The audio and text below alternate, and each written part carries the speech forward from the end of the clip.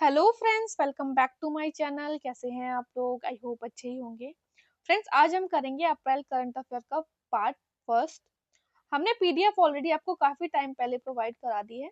Videos हम जैसे time मिलता है उसके अकॉर्डिंग आपको प्रोवाइड करा देते हैं, ठीक है। इससे पहले मार्च तक का वीडियो जो है आपको मिल गया है। अगर आप देखना चाहते हैं तो लिंक आपको इस वीडियो के description box and comment box में मिल जाएगा। वीडियो स्टार्ट करने से पहले हम आपको बता देते हैं कि हमारा चल रहा है उत्तराखंड स्पेशल पेड कोर्स और नेशनल करंट अफेयर्स का कोर्स। इस समय ऑफर चल रहा है। अगर आप जानकारी प्राप्त करना चाहते हैं तो इस नंबर पे हमें व्हाट्सएप कर सकते हैं।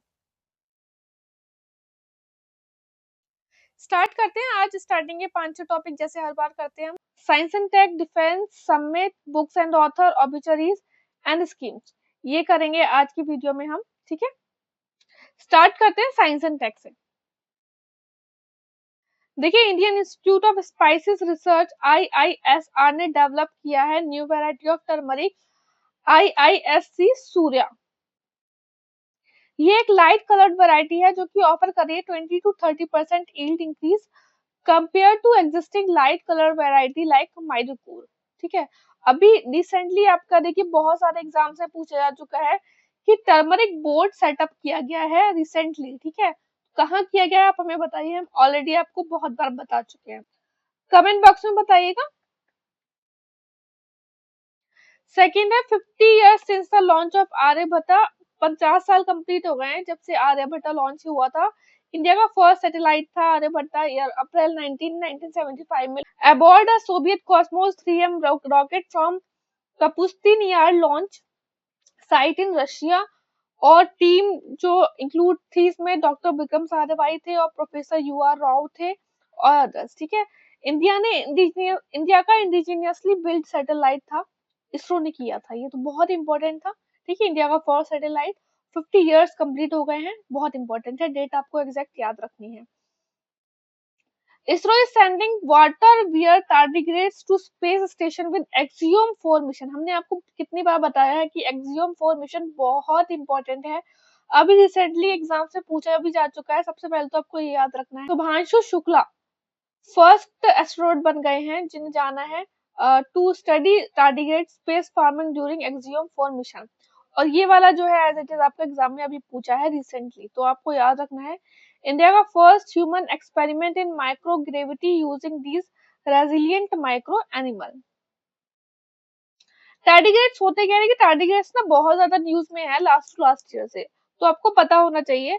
माइक्रो एनिमल्स होते हैं, वाटर बियर्स भी बोलते हैं इन्हें, मॉस पिगलेट्स भी बोलते हैं। साइज होता है 0.3 टू 0.5 mm और सिर्फ माइक्रोस्कोप में विजिबल होते हैं।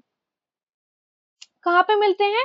एक्सट्रीम हैबिटेट में मिलते हैं। Polar ice cap to the deep ocean. 8 legs with claws, segmented body होती है, टफ आउटर स्किन होती है। सरवाइव कर सकते हैं बहुत ही एक्सट्रीम कंडीशन में, vacuum of space, radiation, dehydration and high low temperature पर, ठीक है।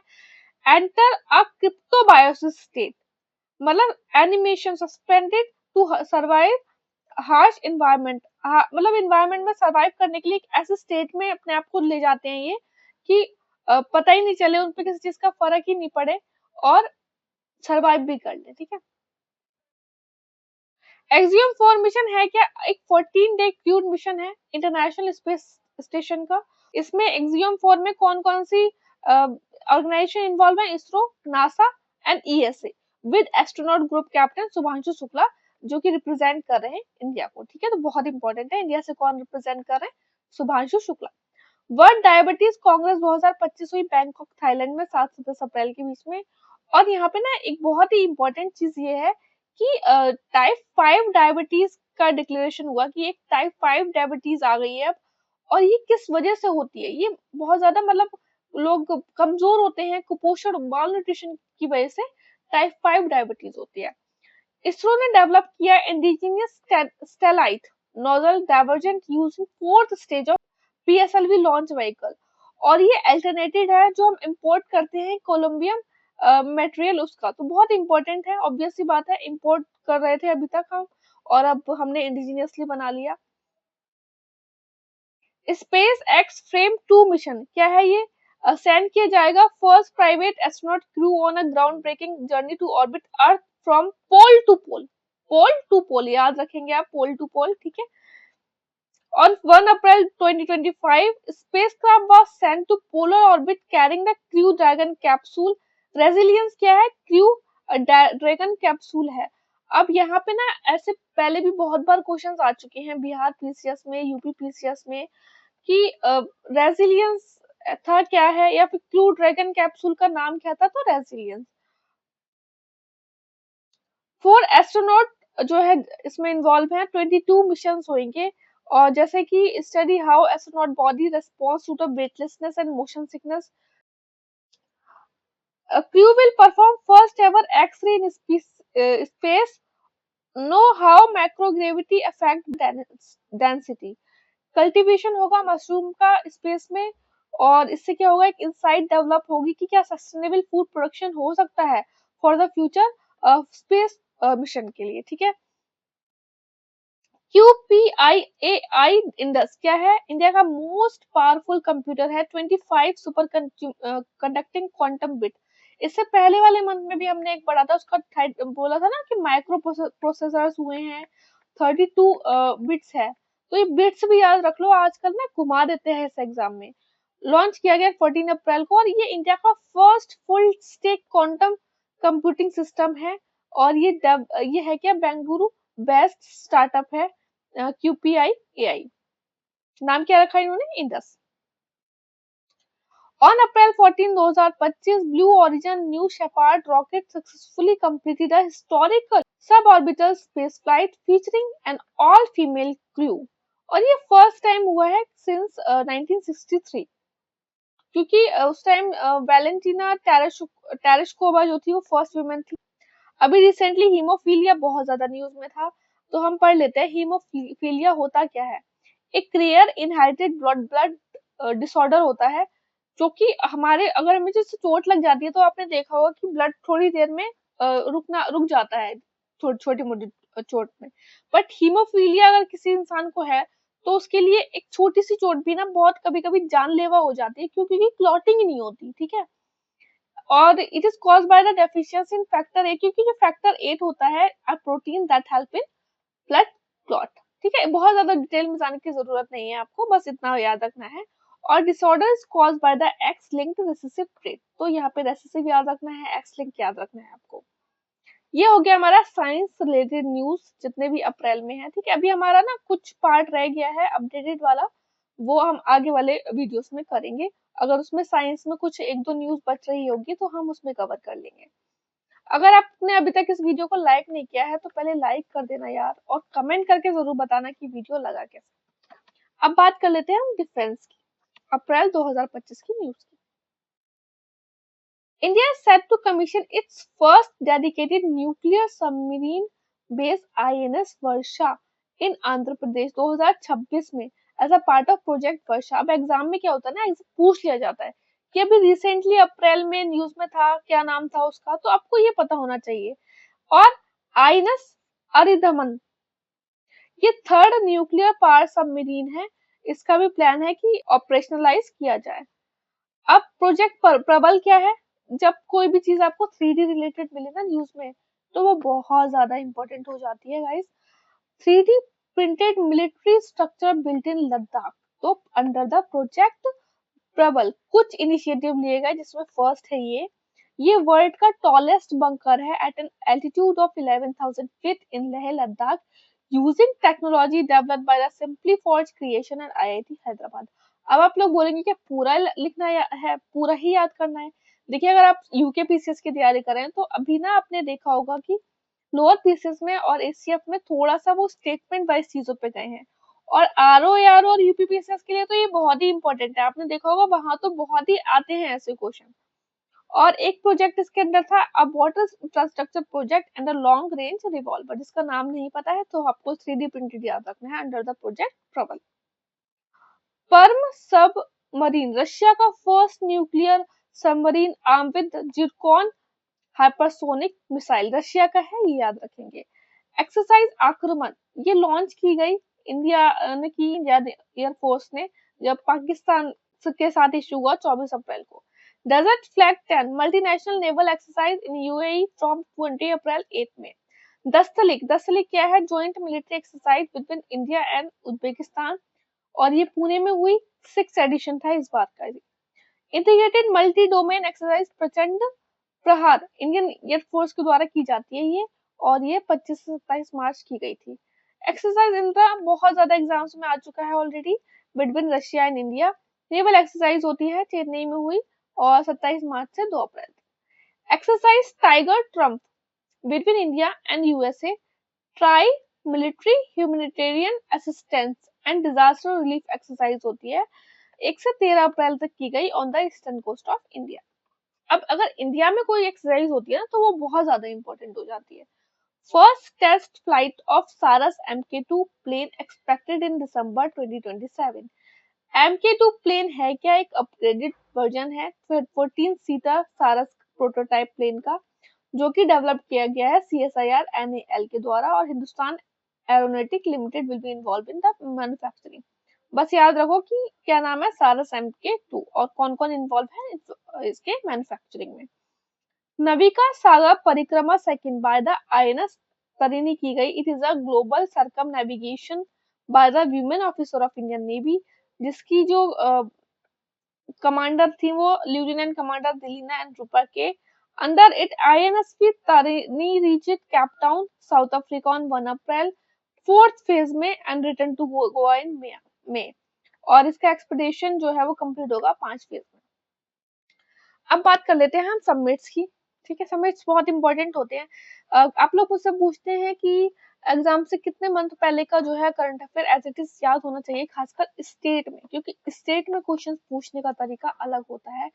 तो देखिए, वैसे आप जितने मंथ का कर लो उतने मंथ का कम है, बट लास्ट के 6 to 8 मंथ बहुत ज्यादा इंपॉर्टेंट हो जाते हैं। ठीक है, जैसे मान लो अगर आपका एग्जाम जून में है, तो कम से कम नहीं तो आप नवंबर से तो करो ही।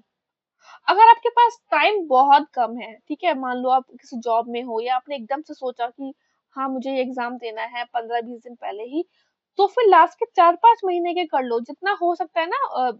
एग्जाम जैसे आपका जून में है तो मई का, अप्रैल का, जितना आप पीछे से करोगे चीजें उतनी ज्यादा सही रहेंगी।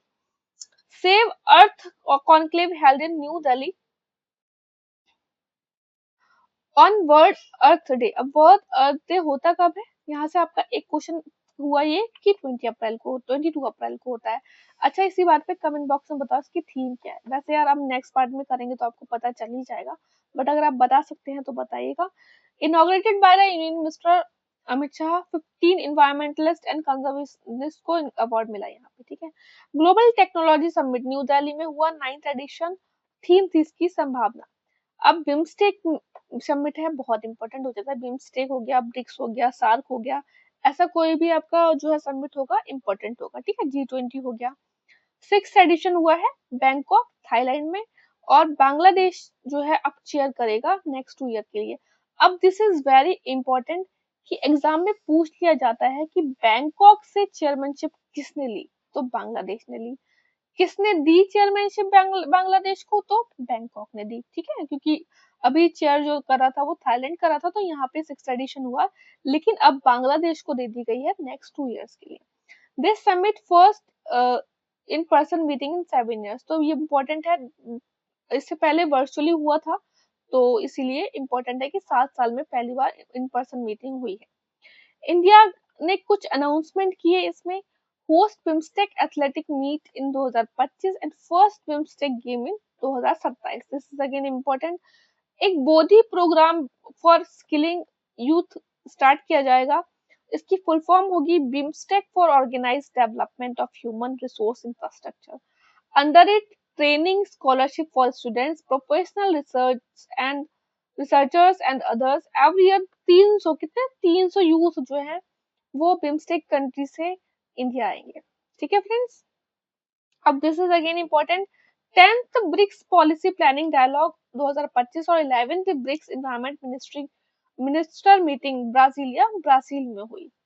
नेक्स्ट है फ्रेंड्स कि international youth club 12 to 14 April Namchi Sikkim में हुआ, और इस बार ये बहुत इंपॉर्टेंट है क्योंकि यहाँ पे सेलिब्रेट किए गए 50 साल ऑफ सिक्किम स्टेटहुड, और थीम क्या थी? Celebrating Sikkim 50 years of 50 years of statehood।